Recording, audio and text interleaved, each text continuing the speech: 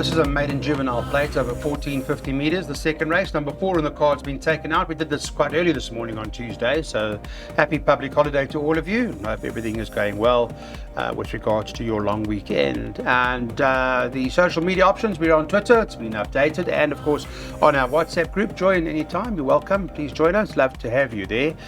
This second race, I'll talk to Daryl Marie because he's back home. Thank goodness he survived. He got through the big five quite comfortably. And Red Hot Rose is top of the boards at 15 or 16 to 10. Good debut. Looks the right horse in the race. There is another one from the Mike de Kock stable. There's a first time that I don't know much about called Love Song. And that second choice at 33 to 10. But how are your friends there in the park? No, it was fantastic. Just too short. Too short, eh? Can I go? Did you come home and change? Can I go away next weekend again? Yeah, whatever you please, as long as did you come home with some change, or did you spend it all? No, we out. Spent a lot, eh? We out. And we start again. Let's start again. All right, what's the story here, Mr. Marie? Yes, she put up a decent debut, number 10, Red Hot Rose.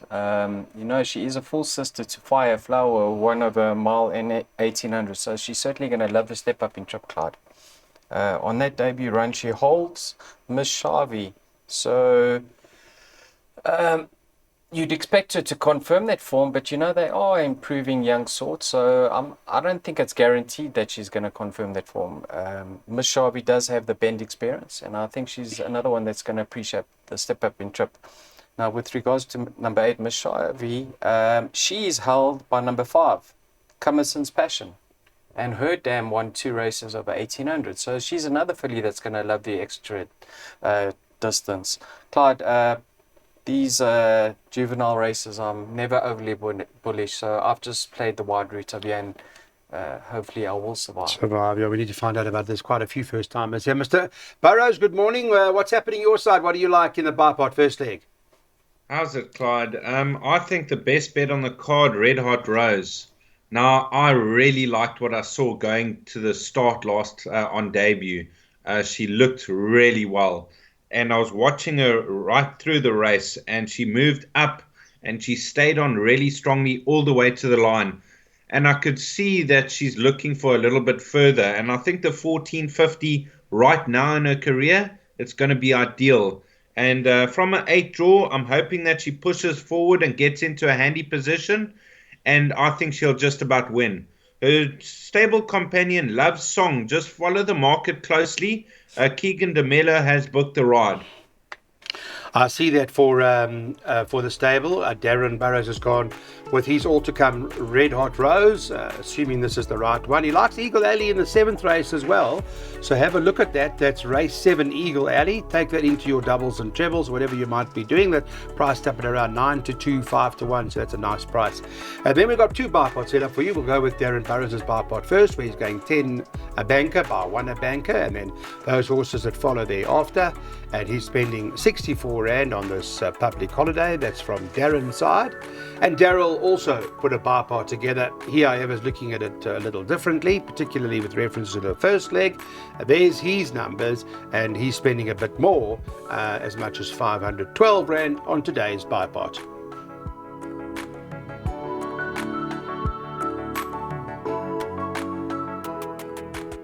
Art of Eternity goes back around the turn. This is a 1200 metres, has been around the turn before, and a very good race when happened to do that, and does appear to be the horse to beat. Form lines may not be too strong here, I've had a look, but nevertheless it appears to be the right horse in the race. 12 to 10 this morning, number 1. Second choice, number 5, Convocation at 28 to 10, and then you can get almost 10 to 1 bar those 2 runners. So Darren, let me come to you. This is your bipod banker, right?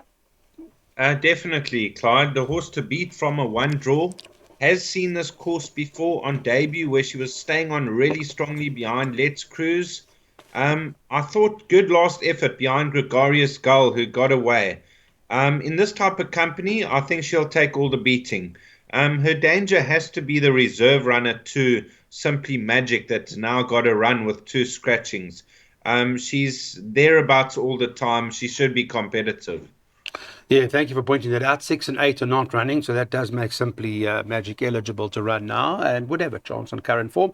But in your Bipod, you also banked this horse favourite. Yeah, Claude, that's because I didn't know that Simply Magic was going to get a run. Okay. Now that she is getting a run, You with respect Keegan her. DeMelo, I've got healthy respect for her. And I'm going to say that she's going to be my first pick now. Oh, But I do believe Heart of Eternities should run in the first two, Claude, because she holds what was her biggest danger in Convocation on a line through Radu.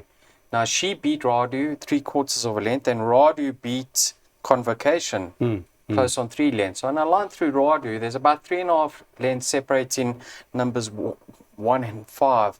But Convocation on that occasion was doing a bit too much. She was traveling too keen. She will strip fit. Excuse me, Clyde. Right. Heart of Eternity. My concern with her is, Clyde, that stable's been very quiet. You know, their latest win, their last winner was last year, December. So they're yet to visit the winners' enclosure this year. But I think she's going to go closer with Gavin Lorena, and from our one draw, she's got a lot in her favour. So I think 1 in 14 to fight it out. 5 for trifectas, and if you're playing a quartet, look at number 4, Storm Jewel. She does have to jump in terms of. Okay, favourite the one to beat, but now respect for the reserve runner that gets a chance to run, called Simply Magic. We've got Darren Burrows and Daryl Marie's place accumulators for you. Here's what they look like. Darren is banking the 1, and then after that, in as far as his place accumulator is concerned, he's got another banker later on. That's the second last leg of his PA, and he's happy to banker the 2 Southern Skies. That's a 324 Rand perm from Mr. Burrows. Let's go to Daryl Marie now and see what he's doing. Well, he's you heard, he did this before Simply Magic came into the race, so you may want to reconsider how you want to do that. But he too is bankering the 2 in the second last leg, Southern Sky, so they're quite confident with that. And if you're going to banker the first leg, it'll cost you 256 Rand.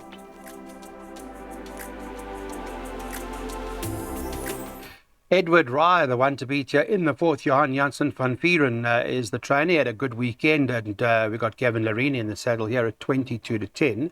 4 Magic Prince, second choice at 7 to 2, and stable started to come back to form again. Watch out for the stable, and the 6 on the card, Soccer Gold, is at 5 to 1. It's 10 to 1 bar 3. I get straight to you, Darren. Let's talk about the pick 6 in the first leg as to how many do we need, where do we draw the line, and how do you see this event? Well, I thought 5 runners was enough. I just didn't trust the favourite Edward Rye. On debut, it wasn't a strong race where he really was eye-catching. Last time out, never in the race. I know he was drawn 1 out of 8 down the inside.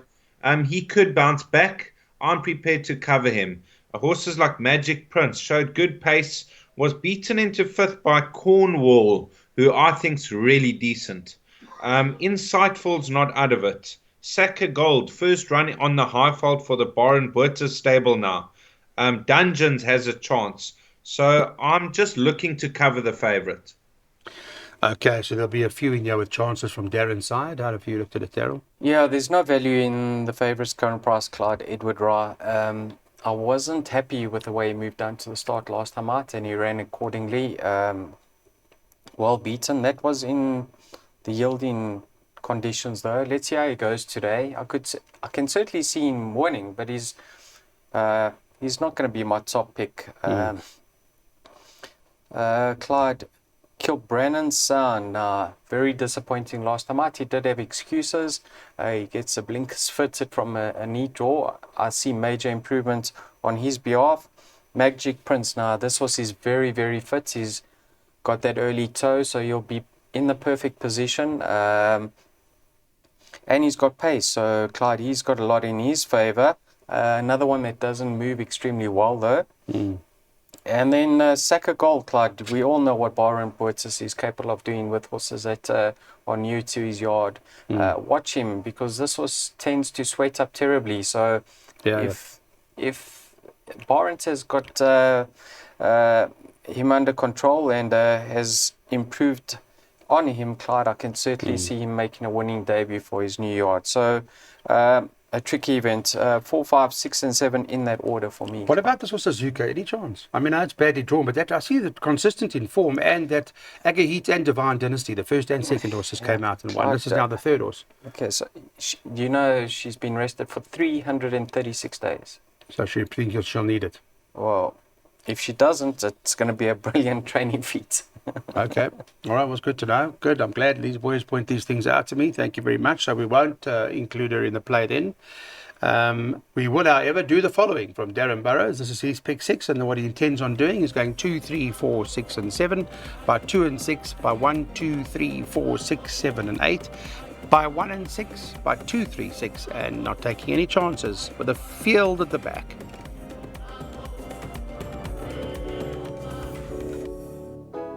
There's some middle stakes, and it's those same old horses that take each other on again over here. There are a few that we know well enough and what they're all about. And Market's got Imperial Master top of the boards this time round, ahead of Banner Bridge at 28-10. They got 5-2 about Imperial Warrior, number 2 on the card. 3 White Fang is 7-2. So is the 4 Arlington Action, and a horse like Flying First Class, never out of it, and is currently at 7-2. So compressed. There's only one other runner that hasn't been quoted, and that is that Out of Your League, who's at 14-1, because they happen to scratch number 7, so that's not taking any part here. So much of a muchness sort of race, Darren. Is there one particular horse you like? Well, Clyde, these staying races can prove quite tricky, but I've narrowed this race down to 2 runners. Now, Imperial Master, first run over the marathon trip last time out, good second to Shangani. I know he only carried 50 kilos, but that was a very strong race, and he was staying on all the way to the line. Banner Bridge interests me because since he stepped up in trip, he's been very competitive, and he's only got 54 to shoulder. So 2 to beat 6 for me. All right. Interesting. 2 and 6, those 2 horses. Is there more than that? Yeah. For me, there is, Clyde. This horse, White Fang, he gets the blinkers removed, and he's back on his favourite track, Clyde. The Turffontein inside track is very effective. He just has to get things his own way up front, and he could be right there at the finish. I know he is held on his late start, but like I say, the blinkers come off. Flying First Class, this is she a mare or a filly, Clyde?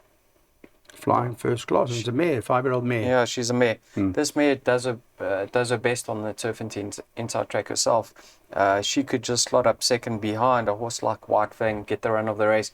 Have a look at the best weighted column. She does come in tops over here, 1.5 kilograms best in. So I know she is held by Banner Bridge, but she'll go close to reversing that form, or at least get a bit closer. And then I've got healthy respect for the 2 that Darren touched on, Imperial Master and Banner Bridge. They're in good form, and so it's a field race. No, I've gone 4 horses. I've just added 2 to those that Darren mentioned. Okay. All right, where are we now? We're jackpot, right? Let's have a look what the guys are doing here. Race number 5 does sound fairly competitive, so let's see how that's all going to play out. And here it goes. It goes 2 and 6 from Darren's side by 1, 2, 3, 4, 6, 7, 8, by 1 and 6, and then a cover later on 2, 3, and 6 at the back of the first jackpot.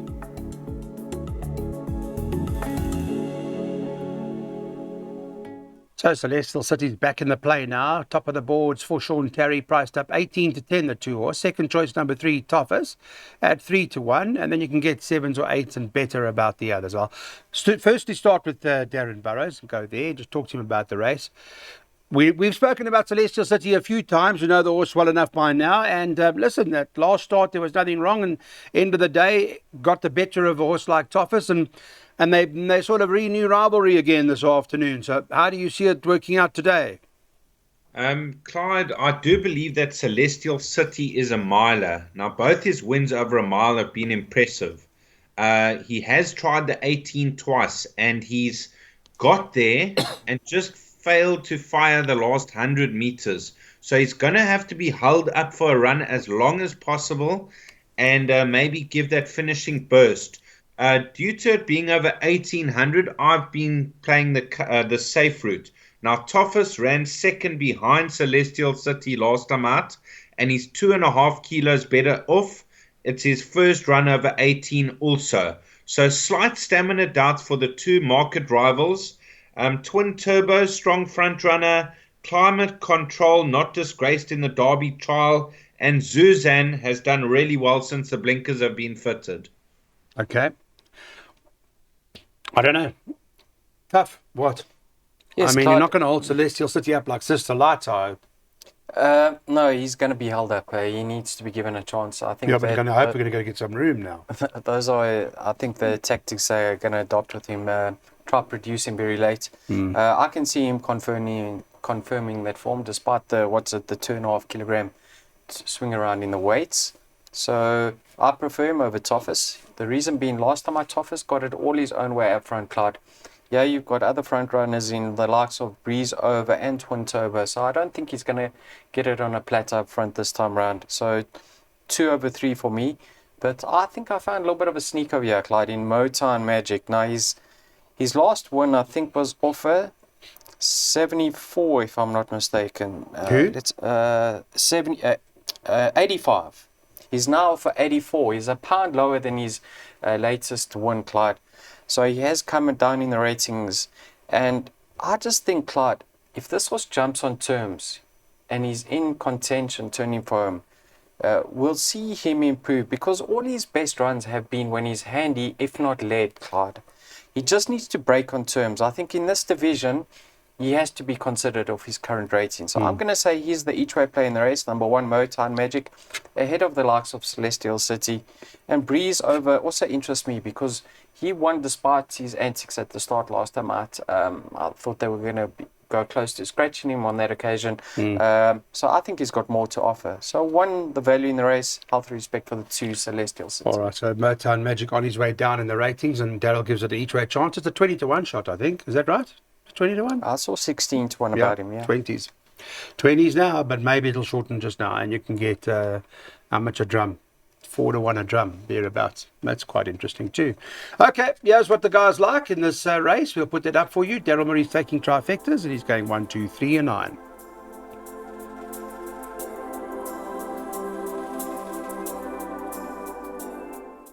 Okay, so we've got 10 races. We're on race 7 now. This is a handicap at the 66 level. It's over the mile. And from a market perspective, you can take your pick almost. But Oyster King does seem to be hanging at around top of the boards right now for the Chris Yonker stable. Samanga Kamalo staying on board. I'll start with Daryl Marie and talk about the race. Eagle Alley, second choice. And Windsock, third choice. But I don't know if there's much of a muchness in these horses, I would imagine. Yes, first of all, there is an update for number 1, Oyster King, Clyde. He ran second to Ladies Sansa. Him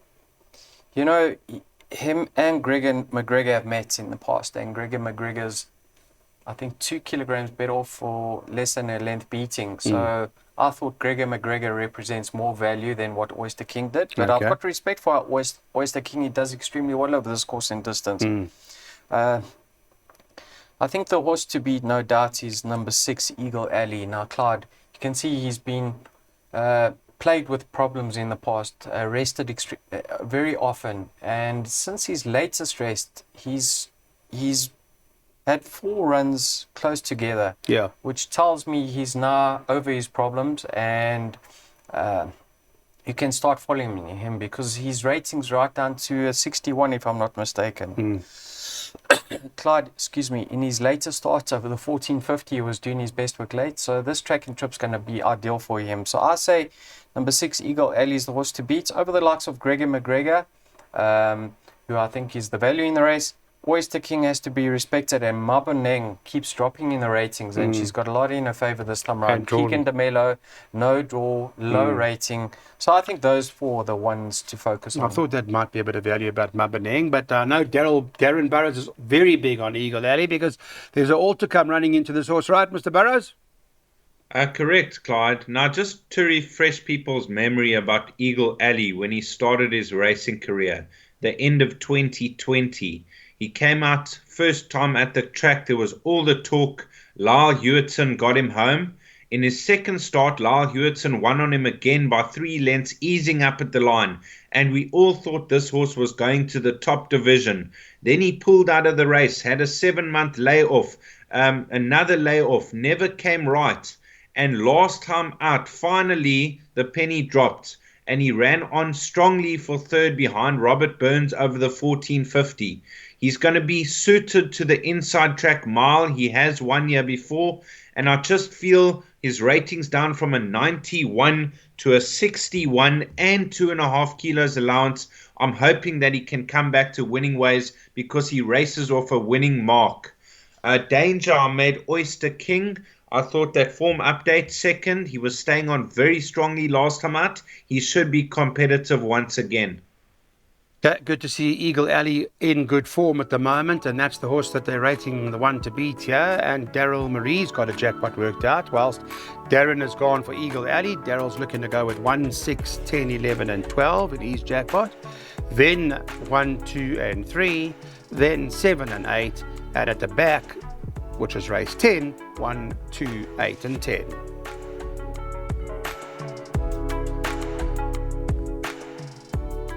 Well, there are a few runners out here this morning. Both 1 and 5 are not running, leave you with just 6 horses in this race. And market-wise, that horse top of the boards in this race is number 2, Southern Skies, at 8 to 10. Number 6, Moraine, is 33 to 10, as second choice. So Johan got a strong hand in the top 2. He's dominating. Both horses, I believe, are very well in themselves. There was some concern about they coming back sore last time, but from what I've heard, and sounds like that they, hopefully back to their best. But is it a trickier race than what the betting suggests, Darren? That's the question. It could be, Clyde. Now, I put a circle on Southern Skies when I opened the race card for the first time, because that third behind Kiss Me Captain and second to Dice, I know she was a bit disappointing because she did start favourite, but she's got ability because her debut win was very good. Dangers, more rain, receiving 5 kilos, and the drop in trip could suit because this filly doesn't stay more than 14, even when she won a mile. She didn't find much. So the drop back to 1200 could suit her. The joker in the pack is Lucy in the Sky, because she ran third in the Magnolia handicap behind a Lula's Star, who's come out to frank the form. She's very capable with only 55 kilos.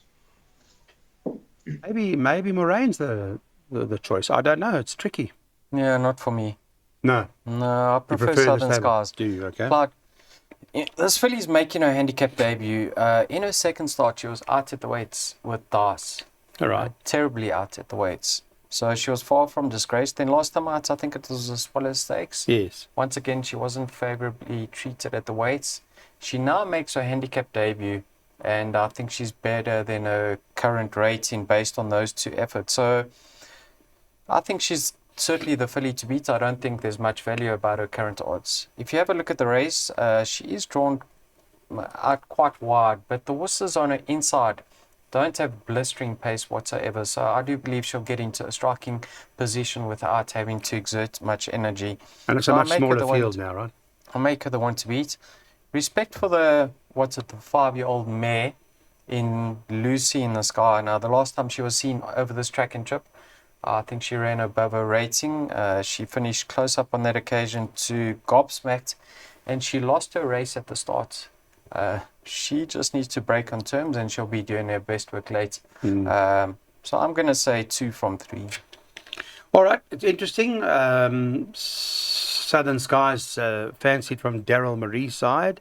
Darren got a couple going as well, and it just really depends on how these horses move to the gate, watch the betting closer to race time, all those factors. So, last time we saw Southern Skies was 2 months ago. But let's take a look. Here's the suggestion in this race. We're going with the Swingers, Southern Skies, and Lucy in the Sky.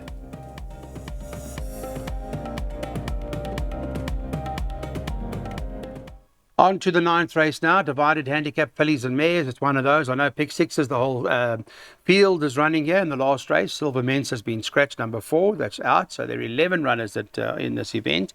And, Mother of Pearl is the favourite, trading at 5 to 2 at the moment. Second choice, number 5, Lollapalooza at 4 to 1. And then you've got Tayuba, the 1, who's trading at 5s. I'll go to Daryl Marie quickly, and we'll go to Darren thereafter just to talk about this event. 5 to 2 the field.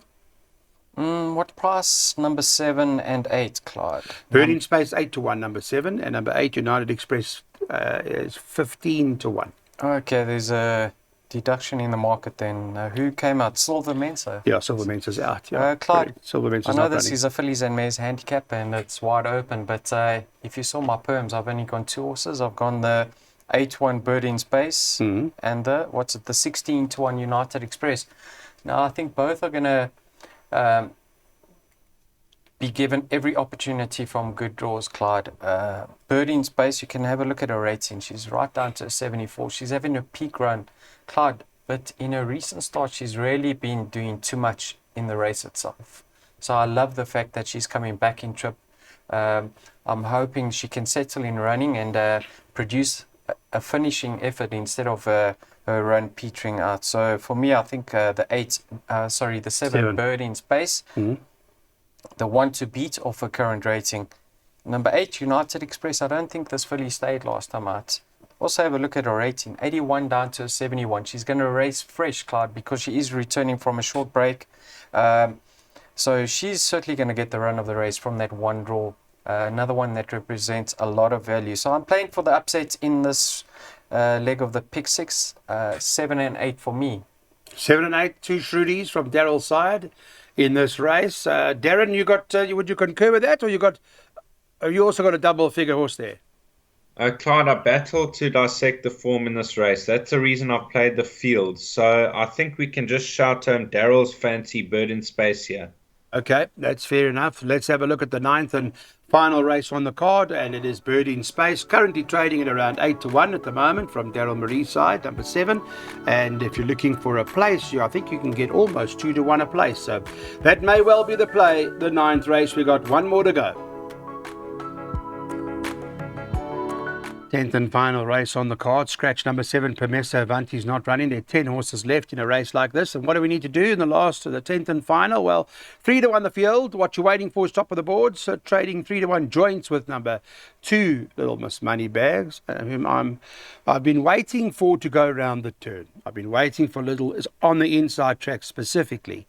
I'd like to see how that horse does on the inside track. I think this is going to be in her favour personally, and I see that she's now got Gavin Larena in the saddle, Mr. Burrow. So I'm backing that, but I just want to check something for you quickly, because when I'm quoting the market, I see Permesso is scratched, but it's still in the market, so that betting may well be adjusted or revised. What do you like in the 10th and final? Well, touching on your favourite, what you waiting for?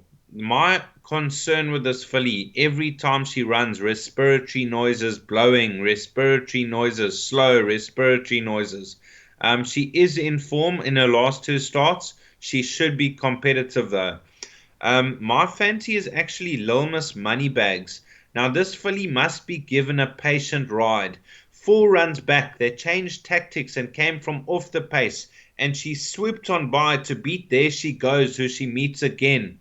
Last time out, went to the front, found nothing. The time before that as well. So I'm just hoping that they hold her up for a run and she'll give a very good finishing burst. There She Goes has to come into the play, and Cold Hard Stare. Yeah, I think you're right about that, Little Miss Moneybags. I like it, you? Yeah, like I mentioned in the past, Clyde, this filly blows hot and cold.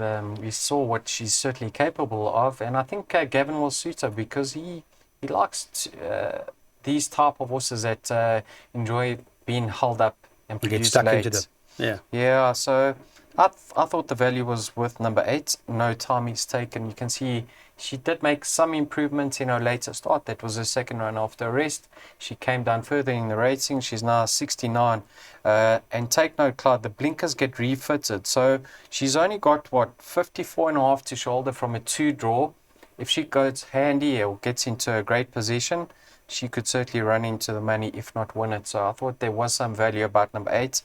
Number 10, Mix the Magic. She did pick up a 2 kg penalty for latest placing, and she's a kilogram under sufferance, but she's only got 52 to shoulder from a good draw, 1-2 including trifectas and quartets. Little Miss Moneybag, on her day, we know she can blow this field away. Yeah. And then what you're waiting for, a lot in her favour. You can see she's in cracking form from a 1 draw. If it's not too short for her, you can see her right there. Bit of a Shruti Aniara by any chance? Number 4, give it any sort of chance. I like it as I'm going to do the swingers with Moneybags and that. I'd float it for 5th in the quartet. Okay, We'll see how that works out. But I think Little Miss Moneybags is worth a strike. I honestly do. But let's see how that moves and how that all works out on this inside track today. And that she behaves herself and not sweating. And all these things you've got to take into account. The 10th and final, everyone, looks like this from our perspective. Thank you so much for watching Weighted to Win. Boys were in good form. Darren Burrows hit them for a 6 on Friday in Port Elizabeth. And Sunday we got some of the money. Or when was it? Yeah, Sunday, that's right. Got some of the Bipod action. And hopefully it's all worked out well for us today. We at the back of this trifecta, Daryl Murray is going 1, 2, 8 and 10. Thanks, everyone.